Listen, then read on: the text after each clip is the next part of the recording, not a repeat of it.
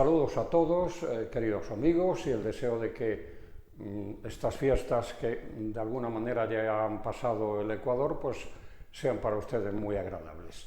Dicho esto, pues voy a contarles, por ejemplo, una de las anécdotas que me pasó estos días. Miren, yo tengo unas amigas, unas señoras,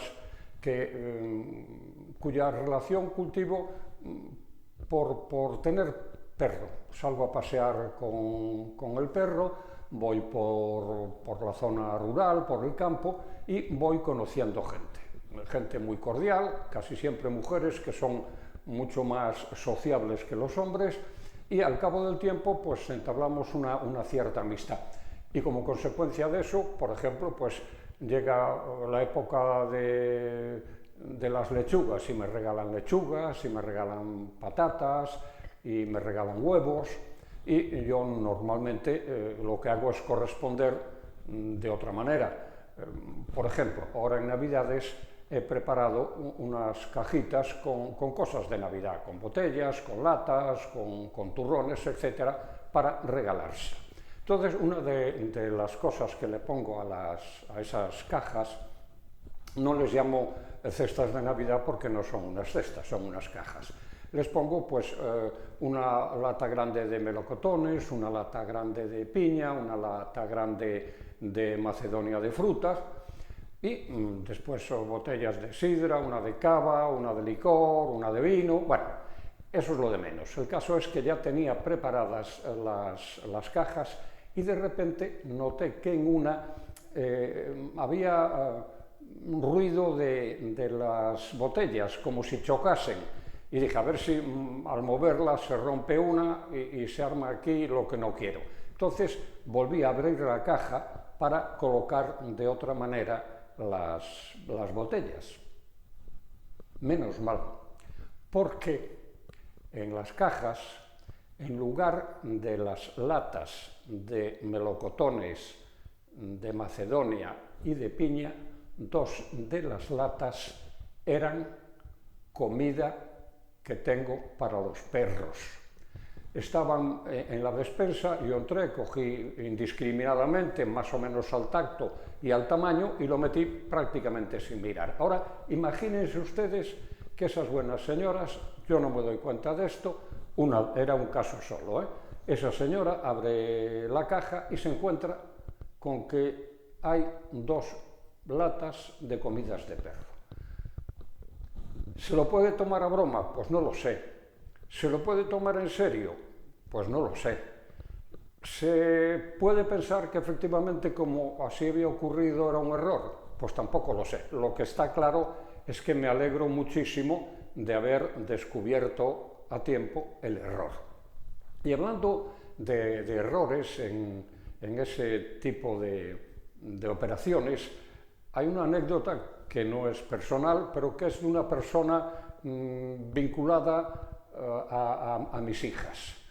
Se la contó ellas. La historia es más o menos la siguiente. Cantabria, Santander, un cirujano, el padre concretamente de la persona que se lo contó a mis hijas, hace una operación relativamente delicada a un amigo, a una persona conocida. Una operación de las caras, pero como era un amigo, pues no le cobra nada más que los gastos hospitalarios, pero era una cifra importante. Entonces, evidentemente no le cobra y al cabo del tiempo, o imagínense al cabo de 2 meses o algo así, recibe una caja con una copa y una botella de champán francés, una botella de champán francés, la viuda de Clicquot o Mochandon o por ahí, vienen costando aquí en España del orden de 50 euros. Y imaginemos que la copa pues costase otros 50 euros, en total 100 euros. La realidad es que para, digamos, compensar o gratificar la generosidad del cirujano que no le había cobrado, es más bien cutre el regalo.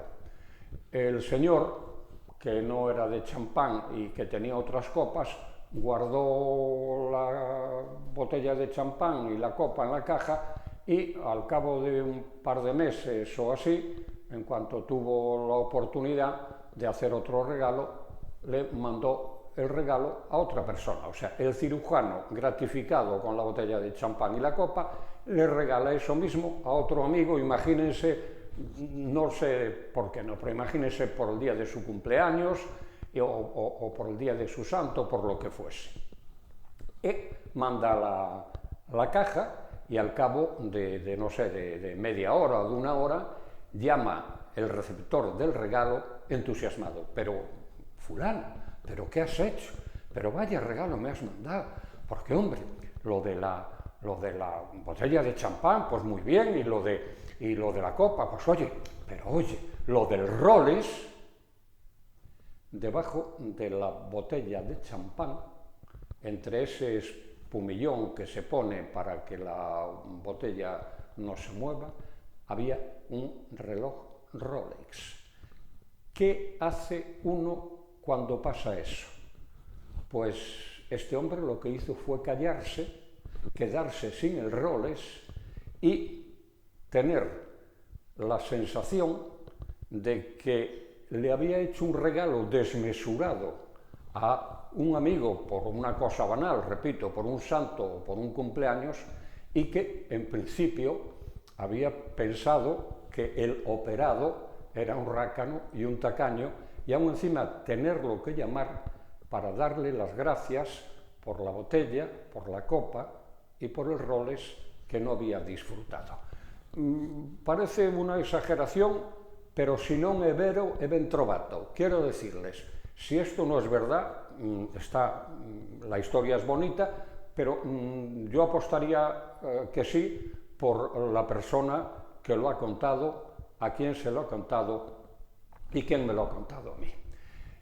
Y ahora hablamos de otra cosa, Navidades. Otrora, antaño, tiempo de inocentadas, de muchas y buenas inocentadas. Ayer o antes de ayer, leyendo un periódico, un Progreso atrasado, la inocentada del Progreso, que las cultivaba, las hacía todos los años, era que Pelé había fichado por el Real Madrid. Pero el Progreso, todos los años, les hablo de los 50, los 60 y quizás hasta los 70, lo que hacía era composiciones fotográficas.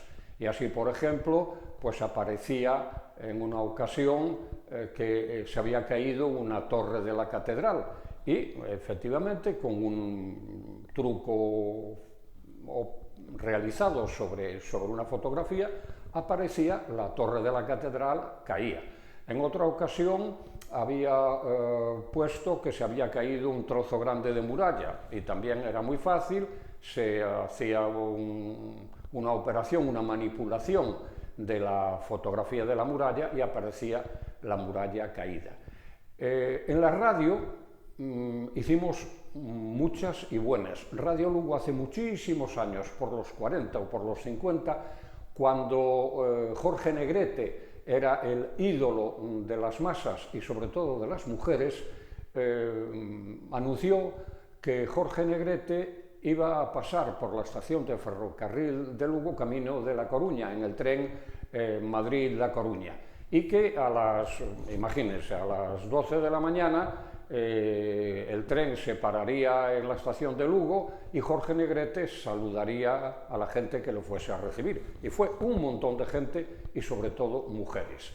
Para mí, sin duda de ninguna clase, la mejor inocentada radiofónica fue la que se hizo por los años 80 y en la que participaron todos los medios informativos de Lugo. Radio Lugo, Radio Popular, El Progreso, corresponsales de medios, corresponsal del País, el corresponsal de la agencia EFE, etcétera, etcétera. La historia era convencer a los lucenses de que Fidel Castro estaba en Lugo. Y para ello se hizo una entrevista en la que, por cierto, yo hice de Fidel Castro y en la que toda esa gente de verdad, o sea, periodistas conocidos de Lugo, José de Cora, Ernesto Sánchez Pombo, los representantes de todos los medios informativos de Lugo, asistían a una rueda de prensa con Fidel Castro y le hacían preguntas y Fidel Castro respondía. Al día siguiente, por cierto, apareció en la primera página del Progreso una fotografía mía, rodeado de los periodistas, con este titular: este era Fidel. No se pueden imaginar cómo trascendió aquello. Mire, lo habíamos organizado muy bien, porque, por ejemplo, ante la posibilidad de que hubiese llamadas al Gran Hotel en donde se había anunciado que se iba a hospedar Fidel Castro, nos habíamos puesto de acuerdo con el director del Gran Hotel, José Luis de Castro, y cuando la gente llamaba al hotel preguntando si estaba allí Fidel, él había dado orden de que se dijese: no lo sabemos, pero sí que tenemos reservada toda una planta a nombre de la Embajada de Cuba, blanco y en botella. No se decía que estaba Fidel, pero todo el mundo se olía que sí estaba, porque ¿a qué viene que la Embajada de Cuba reserve una planta entera si no es para recibir a una persona tan importante como su entonces presidente?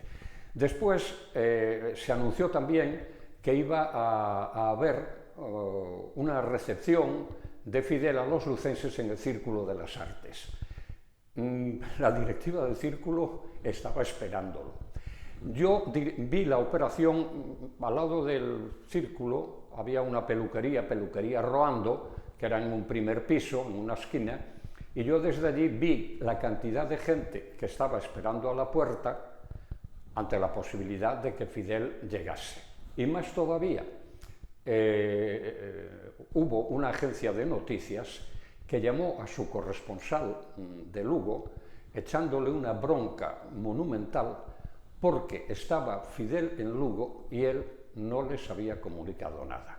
Yo creo que ha sido con mucha diferencia la inocentada que tuvo más trascendencia y en la que más creyó el público, o sea, una inocentada redonda. Hubo otras que no estuvieron mal, por ejemplo, aquella en la que se anunció que todos los que fuesen a anotarse al ayuntamiento participarían como extras en la película La vieja música, y además cobrando, y la cola que se formó delante del ayuntamiento fue monumental. U otra en la que se anunció que todos aquellos acreedores del ayuntamiento que tuviesen cuentas no muy grandes pendientes, que podían ir a cobrarlas, y fueron a docenas. O aquella otra en la que era el momento en el que se estaba desmantelando la vieja residencia y se anunció que el mobiliario de la vieja no sabían qué hacer con él y se había decidido regalarlo a las personas que fueran a recogerlo. Todo eso ya es historia, ni la prensa ni la radio hacen inocentadas, pero evidentemente no se puede negar que hubo una época en la que funcionaron y una época en la que divirtieron, que en definitiva es de lo que se trata, de en unos momentos que eran aquellos y pueden ser estos, en los que hace falta que pasen cosas agradables, el echar una sonrisa no sobra. Gracias y hasta la próxima.